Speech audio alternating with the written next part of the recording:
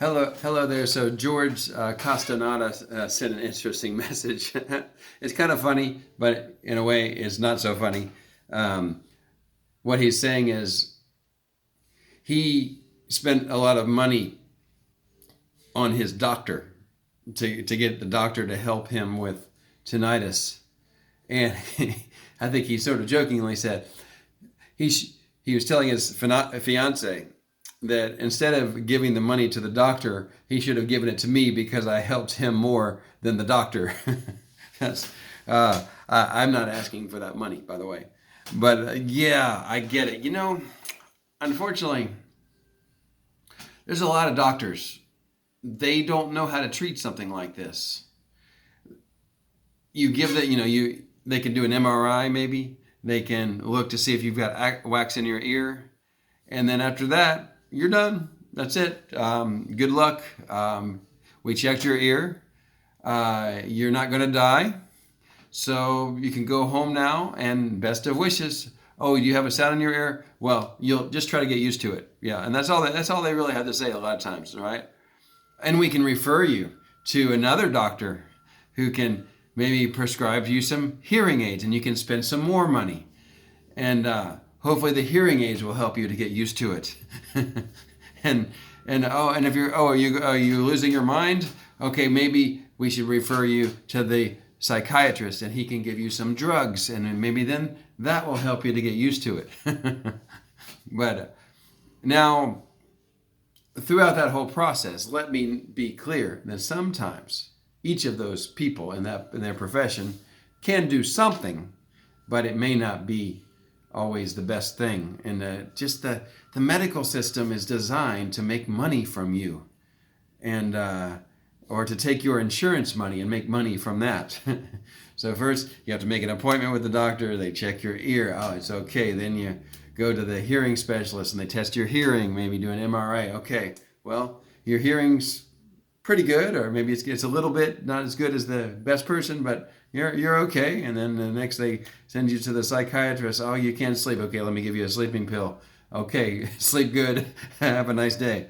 So that's where I hope I can fill a void. And I'm not here to make money. I've thought about maybe I could do counseling sessions for people, but I don't have any sort of license to do that. So I don't know if that would even be legal. I don't know. But and plus, I don't know that I think maybe it's better just to make videos for everyone, and hopefully that will be enough. But yeah, it really does come down to for so many people with tinnitus is just how do you get used to it? How do you get to a point where you're just living your life again, and it's not such a burden on you? And it's kind of a weird problem, like in a lot of situations, you have you hurt your fingers, so you put a Band-Aid on it, and then it heals, and then you're okay again. You can't see very well, so you get glasses, and then you can see better, or get contacts. But with tinnitus, we don't really have anything like that. There's no Band-Aid, there's no glasses. We're just left with this sound, but intuitively we think we've got to fix it. We've got to make the sound go away somehow. And the way that we make it go away is not the way that, normally things are supposed to work. You no Band-Aid, no glasses. We can't put your broken bone in a cast and then it'll heal and then you'll be normal again. Oftentimes with tinnitus, it can go on for a long time, or even for a lifetime even. And but the good news is that we can get used to it, though it can take a long time. But we don't have anybody who's out there explaining how to do it. And I try to present myself as someone who is I'm just some guy who's researched this a little. I may not be the perfect person for you to tell you what to do, but I try my best to give you good advice. And it's my basic formula is that number one, you understand that the sound won't hurt you and you're safe. And why is that? Why do I tell you that? Because it's not only that you need to know that, but you really need to get it into your soul, into your core thinking, your core belief that it will not hurt you. And because of our brain chemistry, when we are scared, when we think something will harm us, we are going to do everything possible to make that thing go away, to stop that thing, to be safe. And that changes the chemistry of our body. And when our chemistry of our body is changed, we have anxiety, we have, we can't sleep, we're very anxious all the time. I said anxiety, anxious, same thing, but you know what I mean. So then if we're anxious all the time, then we start to become depressed, and then that's even worse. So number one is just you have to really, really, really understand it's not going to hurt you. By all means, go to the doctors, have them check you, let them tell you you're safe.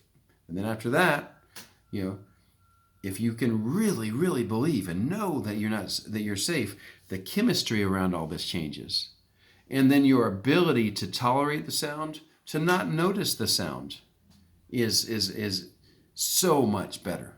But that can take time to really come to believe that, and really deep inside.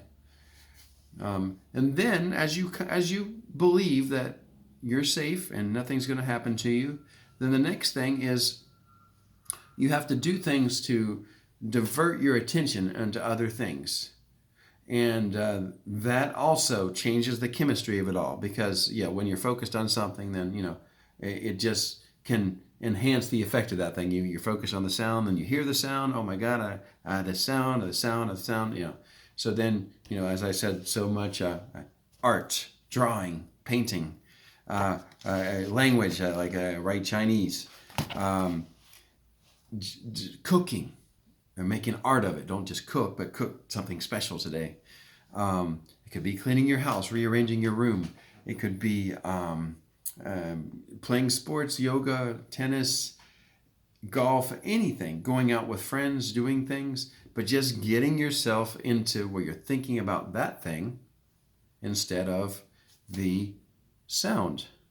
I remember when I had it, I played with cards, solitaire, again and again and again, over and over again, and I was totally out of my mind. Well, maybe not totally, but I couldn't stop thinking about it. So I was just, okay, I'm going to play solitaire. I'm going to win this game. I'm going to win this game. I'll cheat at solitaire, but I was just trying to get my mind on anything else. And I know how that feels.